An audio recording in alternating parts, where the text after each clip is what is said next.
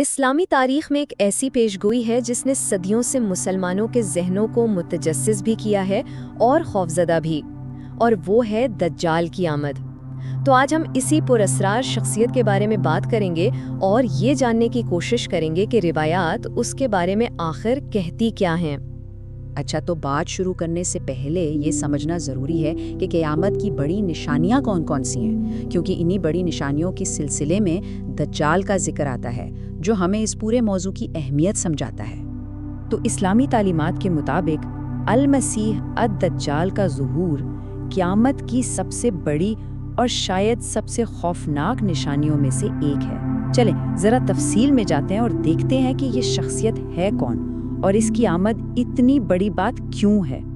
دیکھیے، روایات ہمیں یہ بتاتی ہیں کہ دجال کوئی اچانک سے ظاہر نہیں ہو جائے گا، نہیں، بلکہ اس کی آمد سے پہلے دنیا کچھ خاص قسم کے حالات سے گزرے گی جو گویا اس کے آنے کے لیے ایک سٹیج تیار کریں گے۔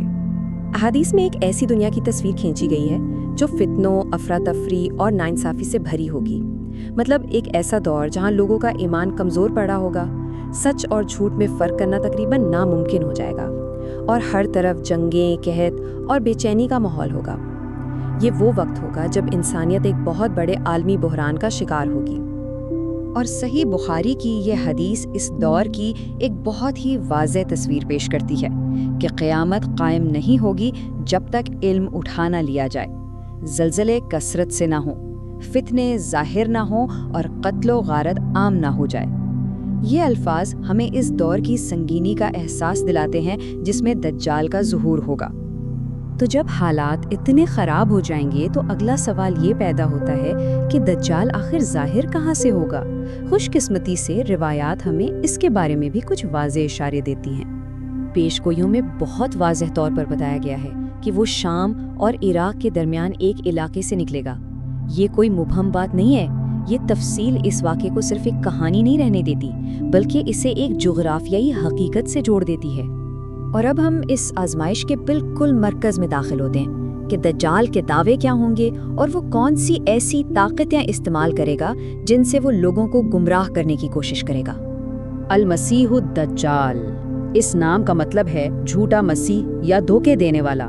وہ صرف کوئی بادشاہ یا لیڈر ہونے کا دعویٰ نہیں کرے گا بلکہ وہ خدائی کا دعویٰ کرے گا، اور اپنے اس دعوے کو سچ ثابت کرنے کے لیے وہ ایسی طاقتیں اور جھوٹے معجزے دکھائے گا کہ انسانیت کی عقل دنگ رہ جائے گی۔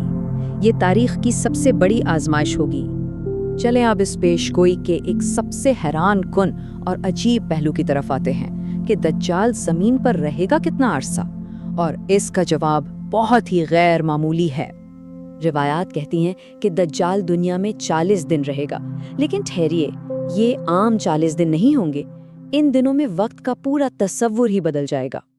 اس کی ٹائم لائن کچھ اس طرح ہوگی۔ اس کا پہلا دن 1 سال کے برابر لمبا ہوگا۔ ذرا سوچئے، ایک دن جو 1 سال جتنا ہو، دوسرا دن 1 مہینے کے برابر، اور تیسرا دن 1 ہفتے کے برابر۔ اس کے بعد جو باقی 37 دن ہیں وہ عام دنوں کی طرح ہوں گے۔ وقت کا یہ پھیلاؤ، یہ عجیب حساب شاید اس فتنے کی شدت اور اس کے عالمی اثرات کو ظاہر کرتا ہے۔ تو اس ساری گمراہی اور فتنے کے عروج کے بعد آخر اس کا خاتمہ کیسے ہوگا؟ اب ہم اس پیش گوئی کے کلائمیکس کی طرف آتے ہیں، جب حضرت عیسیٰ علیہ السلام دنیا میں واپس آئیں گے اور دجال کے ساتھ فیصلہ کن مقابلہ ہوگا۔ اس آخری مارکے کو سمجھنے کے لیے ان 2 شخصیات کے کردار کو سمجھنا بہت ضروری ہے۔ ایک طرف المسیح الدجال ہے جو کہ جھوٹ، دھوکے اور فتنے کی سب سے بڑی علامت ہے، اور دوسری طرف حضرت عیسیٰ علیہ السلام ہیں جو سچے مسیح ہیں اور جو اللہ کی طرف سے سچائی کو دوبارہ قائم کرنے کے لیے آئیں گے۔ تو واقعات کی ترتیب کچھ یوں بتائی گئی ہے۔ دجال اپنے فریب سے ایک بہت بڑی تعداد میں پیروکار جمع کر لے گا۔ پھر حضرت عیسیٰ علیہ السلام آسمان سے نازل ہوں گے۔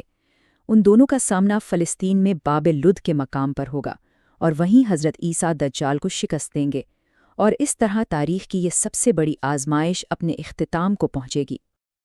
اچھا، اتنی بڑی اور خوفناک آزمائش کے بارے میں جان کر ذہن میں یہ سوال ضرور آتا ہے کہ اس سے خود کو بچانے کا طریقہ کیا ہے؟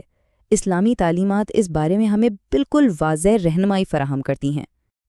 تو حفاظت کے لیے 3 بہت اہم اقدامات بتائے گئے ہیں۔ پہلا اور سب سے بنیادی کام اللہ پر اپنے ایمان کو ہر حال میں مضبوط رکھنا۔ دوسرا، سورۃ الکہف کی پہلی 10 آیات کو یاد کرنا اور ان کی تلاوت کرتے رہنا۔ اور تیسرا، اللہ سے مسلسل اس فتنے سے پناہ مانگنے کی دعا کرنا۔